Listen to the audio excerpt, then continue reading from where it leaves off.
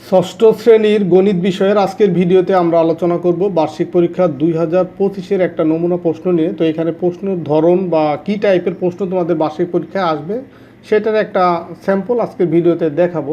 তো এখানে তোমাদের পরীক্ষাটা হবে 100 মার্কের পরীক্ষা হবে এবং এর জন্য সময় হচ্ছে 3 ঘন্টা। তো এখানে প্রশ্ন থাকবে দুইটা ক্যাটাগরিতে, একটা হচ্ছে এমসিকিউ বা বহু নির্বাচনীয় প্রশ্ন, যেখানে তোমরা 30 মার্ক পাবা। এমসিকিউ বা বহু নির্বাচনীয় প্রশ্ন এখানে হচ্ছে 30 মার্ক, আর সংক্ষিপ্ত প্রশ্ন এখানে থাকবে 20 মার্ক, আর সৃজনশীল যে প্রশ্ন সেখানে থাকবে তোমার 50 মার্ক। এই হচ্ছে টোটাল 100 মার্কের পরীক্ষা হবে।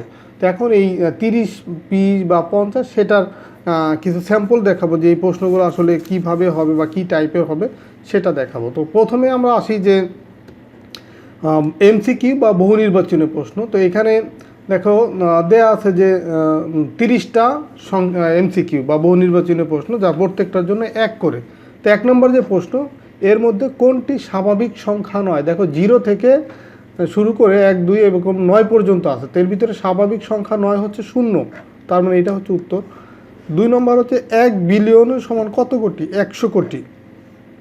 20 থেকে 30-এর মধ্যে মৌলিক সংখ্যা হচ্ছে 2টা, কি কি? 23 আর হচ্ছে 29।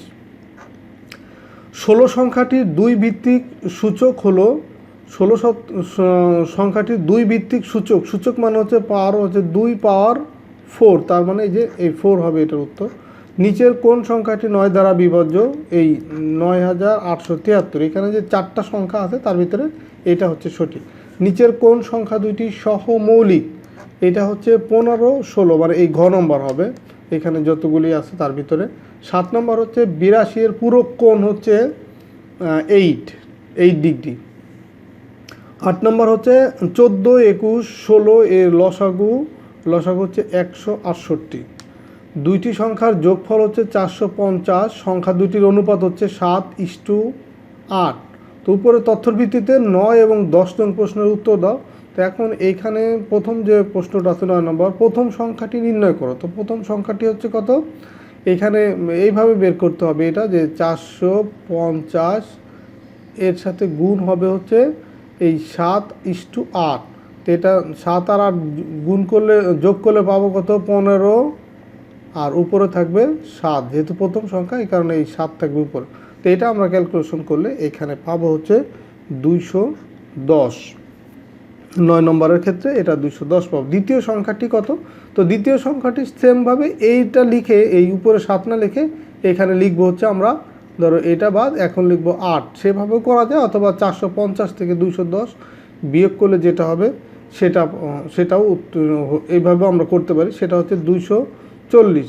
9:16 অনুপাতটিকে ব্যস্তানুপাতে প্রকাশ করো। ব্যস্তানুপাত মানে উল্টা, মানে 16:9 হবে, তার মানে এই ক। একটি শ্রেণীর 3-এর 2 অংশ হচ্ছে ছাত্র, তো ছাত্রী কত অংশ? ছাত্রী হবে তাহলে 3-এর 1 অংশ, মানে ক হচ্ছে উত্তর। 13 নম্বর, একটি ক্যালকুলেটরে কয়টি তল থাকে? 6টি তল থাকে। 60%কে অনুপাত রূপে প্রকাশ করলে এটা আমরা পাবো হচ্ছে 3:5। শতকরার ক্ষেত্রে নিচের তথ্যগুলো লক্ষ্য করো। তো এখানে যে তথ্যগুলো দেওয়া আছে সবগুলাই হচ্ছে সত্য, যে শতকরা এবং অনুপাত উভয় ভগ্নাংশ শতকরার ক্ষেত্রে হর হচ্ছে 100। তো আবার নিচেরটাও সঠিক, তার মানে এই গ নম্বর হচ্ছে এটার উত্তর। এরপরে দেখো 16 নম্বর যে প্রশ্নটা আছে, এই 4x² 2x² দুইটি বীজগণিতিক রাশি হলে এদের গুণফলের চলকের সূচক কত? গুণফলের চলকের সূচক, চলক মানে হচ্ছে XYZ এগুলি আর কি। তো এগুলোর সূচক মানে হচ্ছে পাওয়ার। সেই পাওয়ার দেখো, এই যে x² আর x² এই দুইটা যদি আমরা গুণ করি x4 হয়, তার মানে তখন x4 হলে এই যে এরকম হয়, গুণ করলে x4, তার মানে সূচক বা পাওয়ার হচ্ছে কত? 4। 16 নম্বর উত্তর হচ্ছে খ। a এর 9 গুণ 9a, b এর 5 গুণ 5b বিয়োগ করলে, তার মানে 9a - 5b, এটা হচ্ছে উত্তর। 18 নম্বর হচ্ছে -2x -3y -4z রাশিটির সহগগুলোর গুণফল কত? সহগ মানে হচ্ছে -2 -3 -4, আর এই যে XYZ এগুলো হচ্ছে চলক, আর সহগ হচ্ছে তার আগের যে সংখ্যাটা আছে। তো এটা আমরা গুণ করলে পাবো হচ্ছে -24 পাবো, তার মানে এটা উত্তর। এই 19 নম্বর এটার ক্ষেত্রে কত হবে, এই জাস্ট এগুলা গুণ করব। দেখো এই 2 3 4 গুণ করলে মানে যদি আমরা সহগগুলা গুণ করি তখন পাবো হচ্ছে 24, আর পরের গুলা গুণ করে আমরা যে এইটার সাথে ম্যাচ করে ক নম্বর হচ্ছে উত্তর। 75 ডিগ্রি কোণের বিপরীত কোণের মান কত? 20 নম্বর এটা হচ্ছে বিপরীত কোণের মান হচ্ছে 75 ডিগ্রি হবে, এটা উত্তর। নিচের কোণটি ত্রিভুজ নয় রম্বস, এটা হচ্ছে ত্রিভুজ না, বাকি সবগুলো কিন্তু ত্রিভুজ। 22 নম্বর হচ্ছে একই রকম কয়টি সেট স্কোয়ারের সাহায্যে আয়তক্ষেত্র আঁকা যাবে? 2টি সেট স্কোয়ারের সাহায্যে। পরিসংখ্যানের উপাত্ত কয় প্রকার? 2 প্রকার। 24 নম্বর 8 11 13 17 সংখ্যাগুলোর 23 সংখ্যাগুলোর মধ্যক কত? মধ্যক হচ্ছে 13। উপরের সংখ্যাগুলো লক্ষ্য করো 1 2 3, উপরের তথ্যের আলোকে 25 এবং 26 নম্বর প্রশ্নের উত্তর দাও। যে উপরের প্রদত্ত সংখ্যাগুলো কোন ধরনের সংখ্যা? এই যে 1 2 3 এটা কোন ধরনের সংখ্যা? এটা হচ্ছে স্বাভাবিক সংখ্যা। উপরের প্রদত্ত সংখ্যাগুলোর সাথে শূন্য নিলে সংখ্যাগুলো কোন ধরনের সংখ্যা হয়? যদি ধরো 1-এর আগে আমরা এখানে শূন্য লিখি, যে 0 1 2 3, এই সংখ্যাগুলো কি হয়? তাহলে এটা হয় ধনাত্মক পূর্ণ সংখ্যা হবে। 27 নম্বর হচ্ছে -9 -3 -4 এবং 14 কয়েকটি পূর্ণ সংখ্যা হলে এইখানে প্রথম দুইটি সংখ্যার যোগফল 12। দেখো এই যে -9 আর -3 এটা 12 হলে -12 হয়, এখানে হচ্ছে শুধু 12, তার মানে এটা সঠিক না, বাকি দুইটা হচ্ছে সঠিক আছে। 28 নম্বর দেখো তো এই দুইটা সঠিক হলে তাহলে উত্তরটা কত হবে? উত্তর হবে যে খ নম্বর, যে 2 এবং 3 হচ্ছে সঠিক। সংখ্যা রাখার সাহায্যে +2 আর -9 যোগ করলে পাবো হচ্ছে -7। 29 -4 আর এই মাইনাস ব্র্যাকেটের ভিতরে -14 কত হবে? এই মাইনাস মাইনাস হবে প্লাস, তো +14 থেকে যদি 4 বিয়োগ হয় এখানে +10, এটা উত্তর। 30 নম্বরের ক্ষেত্রে দেখো -25 থেকে এটা যদি আমরা বিয়োগ করি -42, তো এই মাইনাস আর এই মাইনাস হয়ে যাবে +42, তার মানে 42 থেকে 25 বিয়োগ করলে এখানে পাবো হচ্ছে আমরা 17 পাবো, আর এইখানে পাবো হচ্ছে -42, আর এই মাইনাসে মাইনাসে হচ্ছে +25, তার মানে এখানে মাইনাসটা হচ্ছে 42-এর আগে আছে, তার মানে এটা হবে -17, তার মানে -17 হচ্ছে +17 বড়, তার মানে এটা হবে এই সিম্বল হবে এইখানে, এই গ্রেটার দেন সিম্বলটা হবে। তো এই হচ্ছে তোমাদের 30টা বহু নির্বাচনের প্রশ্ন বা MCQ। এরপরে থাকবে তোমাদের যে সংক্ষিপ্ত প্রশ্ন, যে প্রতিটি প্রশ্নের মান হচ্ছে 2। তো এখানে 15টি প্রশ্ন আছে, এখান থেকে তোমাকে 10টা, যে কোনো 10টা প্রশ্নের উত্তর দিতে হবে, যার জন্য হচ্ছে বাবা তুমি হচ্ছে 20 মার্ক। তো এখানে দেখো কিছু স্যাম্পল দেওয়া আছে। সাধারণ ভগ্নাংশ কাকে বলে, কত প্রকার, কী কী, 5/17কে 7 দ্বারা গুণ করো, বা এই আরও যে প্রশ্নগুলো আছে সবগুলাই হচ্ছে কি সংক্ষিপ্ত প্রশ্ন, মানে ছোট ছোট অ্যান্সার। তো এরকম যে কোনো 10টা এখান থেকে তোমাকে উত্তর করতে হবে, যার জন্য তুমি পাবা হচ্ছে 20 মার্ক।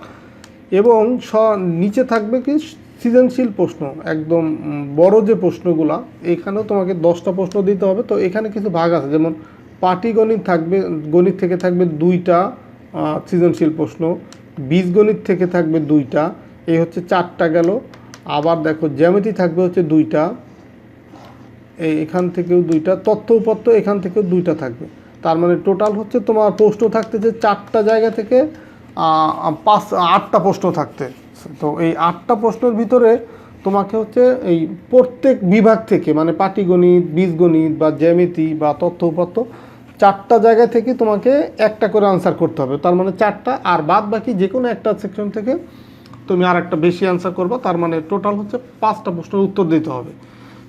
4টা সেকশন থেকে অবশ্যই একটা করে উত্তর দিতে হবে, আর একটা তুমি যে কোনো জায়গা থেকে তুমি দিতে পারো, তার মানে টোটাল হচ্ছে 5টা প্রশ্ন। 5টা প্রশ্নের উত্তর দিলে এখানে পাবো হচ্ছে 50 পাবো। তো এখানে স্যাম্পল দেওয়া আছে যে এই টাইপের প্রশ্নগুলোই তোমাদের থাকবে, যে বার্ষিক পরীক্ষার পলি ও মলি যথাক্রমে মোট নম্বরে এত অংশ পেলো, মলির চেয়ে পলি 30 নম্বর বেশি পেয়েছে, সেক্ষেত্রে এই 3টা প্রশ্নের উত্তর কী?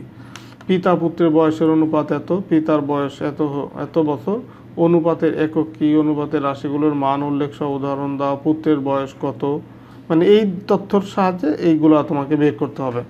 এরকম বীজগণিত আছে, জ্যামিতিও আছে, তোমাকে প্রত্যেকটার ক্ষেত্রেই প্রত্যেকটা ম্যাথেরই 2টা 3টা পার্ট আছে বা অংশ আছে, তো সেগুলো তোমাকে বুঝে উত্তর করতে হবে বা অ্যান্সার করতে হবে। যেমন দেখো বীজগণিত এক্সের মান দেওয়া আছে, এটা ওয়াইয়ের মান দেওয়া আছে, এটা জেডের মান দেওয়া আছে, এটা তো এই যে 2x - y কত হবে, খুবই সহজ। বা দেখাও যে x - y + z সমান এত। তো এই যে তিনটা যে এক্স ওয়াই জেড এর মান দেওয়া আছে, এটা যোগ বিয়োগ করলে দেখবা যে এটার সাথে মিলে যাচ্ছে। তারপরে a এত, b এত, c এত হলে এক্স ওয়াই জেড এর মান কত। তো x - y - z তোমাকে আগে বের করতে হবে, দেন সেইখানে এর মান বসাবা 2, বির মান 1, সির মান 3, এবার বসালে কিন্তু তুমি যে মানটা পাবো সেটাই উত্তর। তো এইভাবেই তোমাকে প্রত্যেকটা প্রশ্নর এই টাইপের প্রশ্নগুলাই থাকবে। তো প্রশ্নটা ভালোভাবে তুমি দেখতে পারো, দেখে দেন হচ্ছে তোমার একটা বার্ষিক পরীক্ষার প্রশ্ন সম্পর্কে কিন্তু ধারণা হয়ে যাবে যে তোমাদের প্রশ্নটা কী টাইপের হবে। হয়তো এখান থেকে প্রশ্ন কমন পাবা, বা এই টাইপের প্রশ্নগুলাই তোমাদের পরীক্ষায় আসবে। তো আশা করি বার্ষিক পরীক্ষার এই 2025 সালের এই গণিত বিষয়ের যে নমুনা প্রশ্ন, সেটা তোমাদের বার্ষিক পরীক্ষা অনেক হেল্প করবে, বা তোমাদের অনেক উপকারে আসবে এই ভিডিওটা দেখার মাধ্যমে।